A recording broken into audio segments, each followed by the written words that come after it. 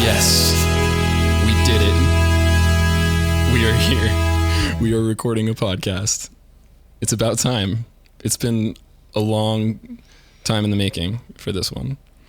I wanted to start this back in January, and currently it is, if I look at my watch, August.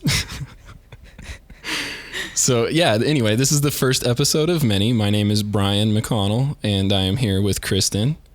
Hi. And yeah, for all of those of you out there who do not know what this podcast is about, I just wanted to let you guys know that this is just me providing a platform for all of my friends and family to come on here and share with us a story or anything really. I kind of just want to have fun with this and get out there and communicate with my friends. I'm hoping that it'll be a good excuse for me to connect with people that I haven't connected with in a long time, like old college friends and whatnot. And so yeah, that's basically it. I'm going to try to start off every show with a short story that happened to me recently prior to that show. And it may not be a very great story, but what the story lacks in quality, I'm hoping to make up for in honesty. I basically want to be completely honest with everyone about how I was feeling when this certain story took place, or how pissed off I was, or all the crazy conspiracy thoughts that were going through my head. And I'm hoping that my guests will be honest with me as well. So no lying, Kristen. Fine. So yeah, that's basically my plan. So let's get started, I guess. The one thing I wanted to talk about that happened to us this past weekend, this is more of our story, was we got to go up to Estes Park, which is a beautiful area in Colorado, to attend my mother's wedding. This was her third one, unless you ask certain people. Then it's only her second. But so yeah, it was her wedding day, and she is a very big believer in ghosts and psychics and that sort of thing. Which is why she chose the Stanley Hotel, right? Yes. She got married in the Stanley Hotel in Estes Park, which, for those of you who may not know, the Stanley Hotel is supposedly haunted, depending on if you believe in ghosts or not. And it is the hotel in which parts of The Shining were recorded, and parts of Dumb and Dumber, the original Dumb and Dumber, were recorded. Yeah, Jim Carrey seems pretty superstitious, and I'm pretty sure he believes in ghosts, because when they send you on the tour, they tell you about how scared Jim Carrey was to be in the hotel. So you have been on a tour then? Yeah, but I haven't been on the tour since 2006, which is when I graduated. Okay. We went. I don't know if you guys did this, because you're from a bigger high school, correct? Yes. Yeah, our high school was really small. There was only 21 students in our class. That's including myself. Yeah. And so throughout the 4 years of high school, and I think middle school too, our class would raise money for what we would call our senior trip. Mm-hmm. So we had 4 years to prepare for this trip, and with the money that you made, you could just blow it all on whatever you wanted to do as a class, as long as it fit the rules. I mean, we couldn't like order a bunch of strippers and get some blow. Yeah, that's too bad. It's pretty sad. The class that graduated the year before us, a few of the students got caught trying to sneak beer onto the bus. And it was probably just like 3-2 beer, you know? Right. But no, I don't know. But yeah, a couple of those kids got, I don't remember. They were still allowed to graduate, but I don't think they were allowed to walk. Go on the trip. Oh, they weren't allowed to walk. I don't think they were allowed to walk at their graduation. Gosh, that's pretty harsh. Yeah, that's a bit of a hard punishment for something like alcohol. I mean, it's not like I said, it's not like they were trying to sneak blow onto the bus, but they were 17, so way under the age limit. But they're so close to 18, it's like, can't you just I don't know, be a little nicer. I guess they wanted to teach him a life lesson. I guess people need those life lessons. Yeah. Because we've all done some stupid stuff at the age of 17. Of but anyway, course. so yeah, back to the Stanley Hotel. Mm-hmm. The area is beautiful. I loved it. It kind of felt like Washington to me. I've Like never been to Washington State, so I wouldn't know. Okay. It was kind of like Seattle because it was still overcast. It was raining almost every day we were up there. Everything was nice and green. Mm-hmm. Luckily, it stopped raining like right before Mom's wedding took place. Right. It stopped raining just for her wedding, and then it Yeah. started again right afterwards. Yeah. But so yeah, the wedding was nice. It was a nice short wedding. The reception was nice. Weddings are always, well, I guess not always, but weddings are usually on the more positive end. Yeah. Like Of who's every ever been spectrum. to a horrible wedding? Yeah. Does that even exist? Yeah. I actually would love to go to a wedding where the bride is like, nah, fuck this, I'm out. And then she just bails. Yeah. That would be pretty awesome. Or shit, even the groom. Right. Or like when they say, speak now, forever hold your peace, and someone actually like stands up and says something. That would be cool. I did like that joke that Doug put in there. His friend was the minister. Yeah. For He officiated the wedding. Yeah, for the wedding. And he put a joke in there during that part, because he knew that Adam and I would have wanted to say something. Adam's my brother, for all of those out there who do not know. So yeah, he put a joke in there that during the speak now part, and Troy was the minister. He said something. How did it go? Something along the lines of, "Speak now or forever hold your peace." No, it was something along the lines of, but if anyone does not agree with these two to be married today, keep it to yourself. Yeah, shut your mouth. Yeah, something like that. Shut your mouth and keep it to yourself. Yeah, I was way off. Because the bride and groom don't care or something like that. It was pretty much the groom. I'm sure the bride would have definitely cared. But yeah. I'm sure the groom would have cared more. This was his first wedding, so I think it meant more to him than it did. Yeah. To Ma. That's not the nicest thing to say. I mean, Ma, it's still a wedding. I mean, it's the first one she's had in 10 years, you know. So that's still a long time. Yeah, that is a long time. No, of course weddings mean something to her. Or weddings mean something to everyone who's participating in the wedding party. Yeah. But yeah, the Stanley Hotel, that was an experience. That's what I really wanted to talk about. I didn't really want to talk about weddings on here. Mm-hmm. But what I was really surprised about, and then after I thought about it, it didn't surprise me as much, but Adam, my brother, took a few of us on a tour on our own little an special improvisational tour. Yeah, personal tour of family and friends. And we walked around. This was probably at 11 at night, right? Yeah. 10:30. There was a good 12 of us probably. Yeah, right? Yeah, something around there. And my brother just walked around the entire Stanley Hotel, and it surprised me that almost every door we tried to open was just unlocked. Yeah. You can access anywhere in that hotel as long as it's not someone's personal room that they rented. Right. Because those are the only ones that have locks on them. Yeah, I was really surprised too. So there was this little theater building right next door.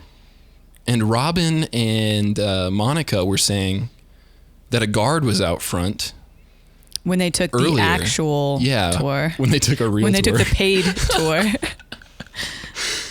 And and there was no guard out front at 11 o'clock at night. Right. And the doors were unlocked. My brother just opened the door, and Monica and Robin were like, "Oh, I didn't think that was going to happen." Right. So we got to explore this cool little theater area. That was probably my favorite part of the whole theater. The whole little personal tour that he that was pretty cool.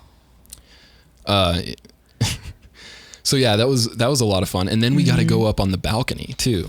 Yeah, that was cool. I really enjoyed right the balcony above the entrance, too. the grand entrance. Yeah. Yeah, it was the balcony right above where the scene was recorded in Dumb and Dumber, where they pull up in the Ferrari and they're handing out $100 bills to everyone. Yep. Okay, good movie. Everyone knows that's a good movie. If you haven't seen it, if you're one of those young millennials who hasn't seen it yet, obviously, what are you doing listening to this podcast? Go watch the movie. But, so yeah, the Stanley Hotel. If I ever get married, why not? Right? Yeah, I liked it. I thought that was pretty cool. So you don't think you're ever going to get married again? No. Never. Oh, no. No, it's not for me. I just wanted to get that on record. Yeah. Oh, good. I'm glad. Yes. Yeah. You never know. You may change your mind. Right. Yeah, you're right. I'm pretty stern on the idea of that it's not for me. Yeah. If you want to get married and you plan a wedding and you're really excited for it and you've been looking forward to it your entire life, and the person that you're getting married to you deeply, truly love, at least at that moment in time, I'm in full support of it as long as you invite me to the wedding. I want to go to the wedding. Yeah. I'm all about celebrating love. Yes. I just don't want to be married ever again. Yeah. Well, divorce doesn't sound very fun. I hate paperwork. And divorce just sounds like paperwork and throwing your money at lawyers. Yeah, pretty much. I don't want to beat this horse to death, but so yeah. What was your favorite part about the Stanley Hotel? I really liked how old everything was. Oh yes, like the old like banisters and the railings going up the stairs and stuff like that. All those little details I think are really cool. It is a really beautiful hotel, and one thing that I really appreciate about that hotel is they're really trying to keep it authentic. Yeah, they're trying not to modernize it too much. Yeah, for the most part. There's no Wi-Fi. There's no cell phone signal. Okay, That's not I don't true. know. I was going to say, wait, what? Of that, There's no cell phone signal. It was difficult catching Pokemon. I was going to say, I'm pretty sure there were a couple Pokestops there. But yeah, I really enjoyed the whole thing, just the whole experience. I wish we had a moment to go hiking because the area is so beautiful. Yeah. Almost all of Colorado is beautiful. Yeah, anywhere you go in Colorado is beautiful. So, what was your favorite part about the Stanley Hotel? The hotel, it was kind of the same thing. I really did like being up on that balcony and then the theater area. Mm-hmm. But what I also really liked, I'm glad you asked because I spaced on it. I was trying to think of what I was going to say, but the part that I did really like was not actually at the hotel, but the reception just down the street. Uh-huh. That little pond. Oh, at the Twin Owls Steakhouse? Yeah, just down the road from that. Right. Yeah, there was this cute little pond, and it just looked like the perfect front yard.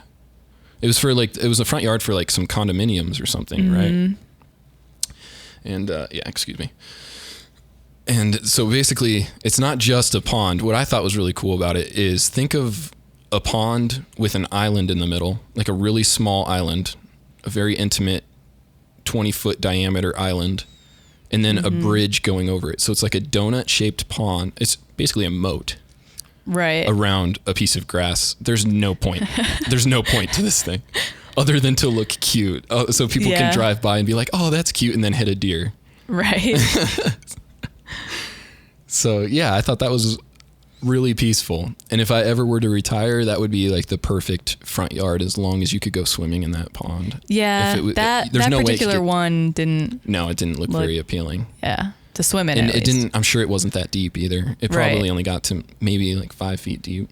Yeah. But having a moat around a piece of grass with a drawbridge. With a bridge, yeah. That'd be pretty fun. Mm-hmm. So, Bryan, you like ghosts? Oh, yeah. We're talking about the Stanley Hotel. That's a good idea. Yeah, let's talk about ghosts and stuff.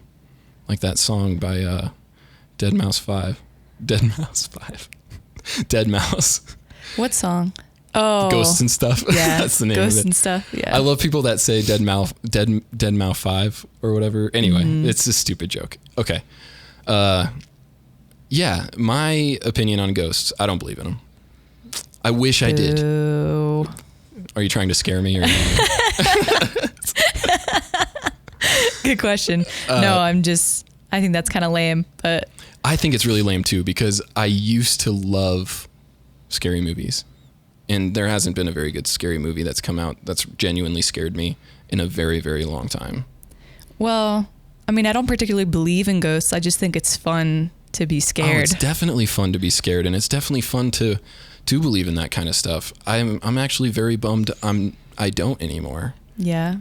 But it also does come with a little bit of like the superstitious type, and you have to be a little bit, I don't know if arrogant or ignorant is the right word, because those sound very harsh, but you do have to be a little bit on the side of things where you're not willing to try to think of a rational explanation, I guess is what I'm trying to say. Right. I see what you're saying. Like everything can be explained through science. It's more just on faith or belief. Right. That you believe in these ghosts. Right. So you believe that this thing happened to you because of some paranormal activity that took place, I guess. I know that sounds really harsh. I'm just being completely honest, because there's some stories that you hear, like your friend Diana's story that you told me this morning. Right. It started off like almost every good ghost story does. She just moved into this old house. Right. And my first thought is, oh, it's not a haunted house. It's an old house. It's just old.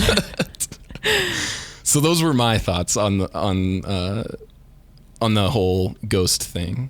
Yeah. I wish I could get scared some more.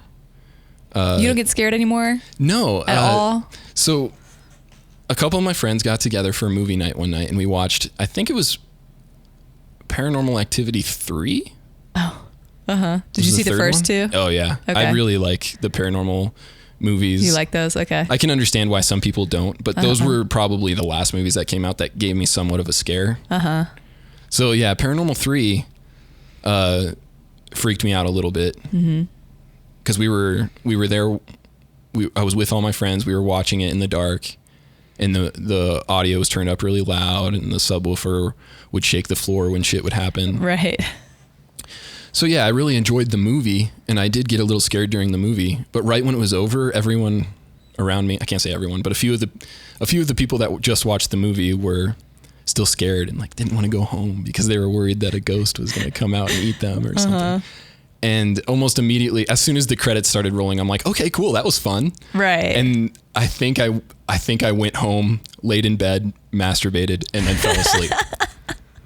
That's how much that movie left an impact on me, I guess I should say. Because I really did enjoy it during the moment. Mm-hmm.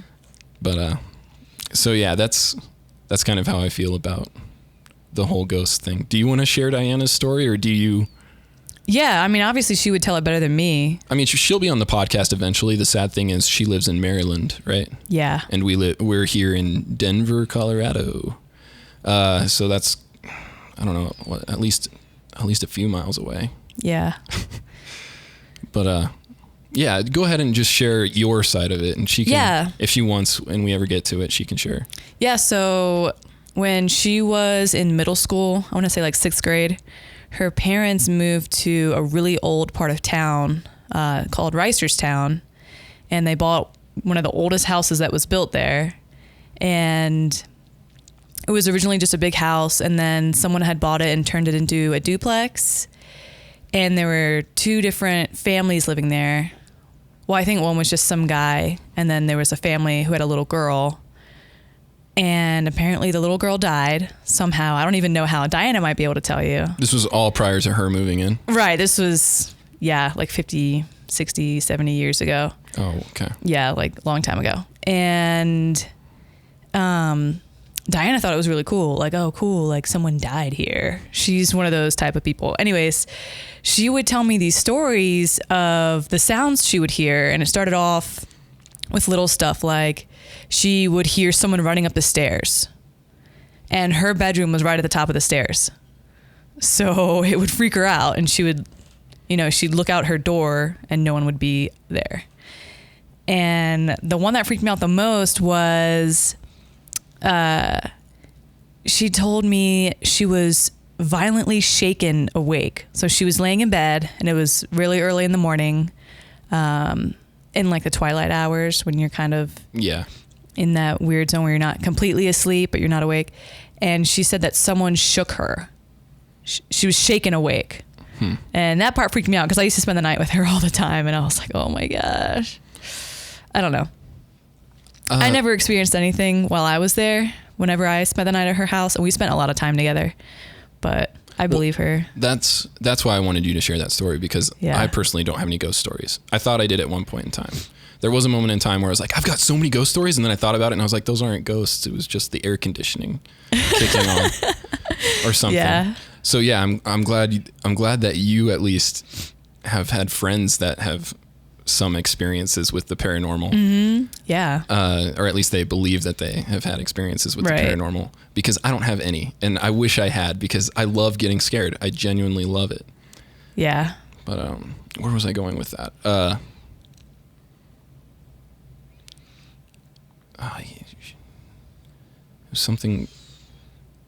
Something I just got done with jiu-jitsu practice. Oh yeah, so my brain is a little and I didn't take my alpha brain. I should have taken my you didn't? No. I forgot I left it at home.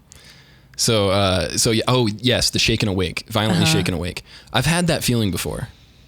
Really? Yes. And were you dreaming? Well, it happens. Well, at least for me, it happened when I had awoken out of REM state. Mm-hmm. And it's not like someone was violently shaking me. It was almost like my brain was still in unconscious mode, but my body was kind of awake a little bit. And it's not like my body was shaking. It's like my brain was trying to wake up. So it was making me perceive the world as shaking. Huh. If that makes any sense at all. Yeah, I know what you're trying to say. And it's a very scary feeling. It's one of the most freaky feelings, because it's basically the first step to sleep paralysis. Have you ever had sleep paralysis before? No. Do you know what this is? No, I mean, I know what sleep and paralysis is, but I don't know specifically. Basically, you wake up and it's just like I said, your brain is not quite awake yet, but you can still see and you can still hear, but you can't move. Yeah, I've never experienced that. Really? You have? Yes. At least 2 times. Really? At least that I can think of. Yes. And the second time it's not that bad, because you know what's going on the second time. You know, I just, for whatever reason, can't move right now. Right. But the first time it happens, it's very, very freaky. Yeah. Because you're looking around and you're trying to make noise, but nothing can move. Like, you can't move at all. So you can't make any noises with your mouth. And the only thing that does come out is like this weird, crazy moan sometimes. It's like, really? Yeah, you're like desperately. Are you serious? Yes, you're like desperately crying for help, and the only thing that's coming out is this weird sound of what you probably sound like when you're having an orgasm. Not you in particular, but what the person sounds like when they're having an orgasm. How long does it last for? Probably about 15 to 30 seconds. Oh, okay. I thought you were going to say minutes. So I was going to be like, no way. No. It feels a lot longer, because you're in a very panicked state and your adrenaline starts rushing. I wonder if you could probably stay in it longer if you just relaxed, but I don't know why you'd want to. Yeah. I think everyone likes the freedom of being able to move their body. Yeah. But yeah, it's a very, very scary feeling. People have said that during this sleep paralysis, they've said that it feels like, and they've even seen this woman too, it feels like someone is sitting on your chest, and it's oftentimes described as an older lady is sitting on your chest. I don't sleep on my back. I sleep on my stomach. So my head was to the side, and I was sleeping in a closet at the time. That's another story. I was in a college dorm, and I slept in a closet. And so all I could see was like this closet wall, like 2 feet in front of me, and my blankets, and I couldn't move at all. And it was probably like 1 p.m. too, because this is during the time where I would stay up all night and then sleep all day kind of thing. Right. So yeah, people have described it as a woman sitting on your chest and you can't breathe. But I think I think that the breathing part is just you panicking, or the typical person panicking during that moment, because it, like I said, it is very scary when you can't move. But it's, like I said, the second time I experienced it, it was kind of cool. It was kind of neat. I just got to experience it for what it was. I wasn't scared. Where were you the second time? That actually was the second time, was in the closet. I can't remember where I was the first time. I do remember that I had experienced it prior to that. And that's where all the phobias took place. Mm-hmm. But yeah, the second time I think was the closet. But yeah, it's pretty freaky. Yeah, I'm glad I haven't had that experience. I'm curious what causes it. I'm sure dehydration doesn't help, and probably staying up all night, maybe drinking or working on project. I was in an art school. I went to an art school. Yeah. So yeah. It actually still was very scary the second time, because it had been a few years since it happened. But yeah, I think you should try it sometime. Give it a shot. Yeah, I think I'm good. But imagine if you're in that scenario and there's a fire or something taking place. Like, that's what woke you up, was a fire. And you can move. I'm pretty sure your brain would be like, all right, we need to get the fuck out of here. And yeah. And be like, all right, muscles, let's get to work. But I mean, there's got to be stories out there. There's got to be stories out there where people have been in a state of sleep paralysis and something very dangerous was happening around them and they couldn't do anything about it. Well, they were completely helpless. Do you think it has to do with the type of sleeper that you are? I mean, it's probably takes into account all sorts of different things. Mm-hmm. Like, if you're not a very healthy person and you're probably not getting a lot of sleep and you're reaching REM a little faster than the typical person who gets 8 to 10 hours of sleep a night, when you're only getting 3 or 4 hours of sleep a night, I'm certain that your body starts to reach REM a little quicker. Maybe it doesn't, but so this music, this was my plan. This music means that there is about 2 minutes left, and you can't hear it because you don't have your headphones on, but I definitely turned it up a little loud. So I'm going to take these off. Yeah, it is. But, so yeah, this is where I would normally do the outros. I would list all of the sponsors and everything. I would ask people to donate to the podcast and subscribe and share it with their friends. Uh-huh. But really, I don't want to do that right now. This is just the first one. And who knows what's going to happen after this. But yeah, if you really do want to support the podcast, the best thing that you can do right now is just have a friend listen to it. At first, it's just going to be our small circle of friends, but that's kind of the fun thing about the world we live in now, is it will quickly spread around, and people will pick up on it. And we live in such a cool world. Yeah, absolutely. With all the technology and the ability to communicate with someone in Maryland who, like I said, it's a few miles away. Yeah. And we're able to communicate with them instantly. The people there. So yeah, like I said, just go share it with a friend. And actually, one of the best things you can do right now is critique it. Be completely honest with me. Tell me that it sucks, but tell me why it sucks. Tell me why this podcast sucks. I want to know your honest opinion, and it will only improve if you were to do that, because I'll change my ways. I'll adapt. I'll evolve, and this thing will just get better. But it's a group effort. I can't do it alone. So, thanks a lot, guys, for coming out and sitting on down and gathering around and listening to the Cool Story Bry Podcast. Wow, this is it's actually 2.5 minutes, so it's a little longer than I expected. Yeah. Any last words? I think your friends are going to be awesome, and they have a lot of really cool stories. Cool. Thanks. All right. Thanks, babe. Yeah. Is that it? It's done? Well, I'm gonna fade out from here, like all that kind of stuff.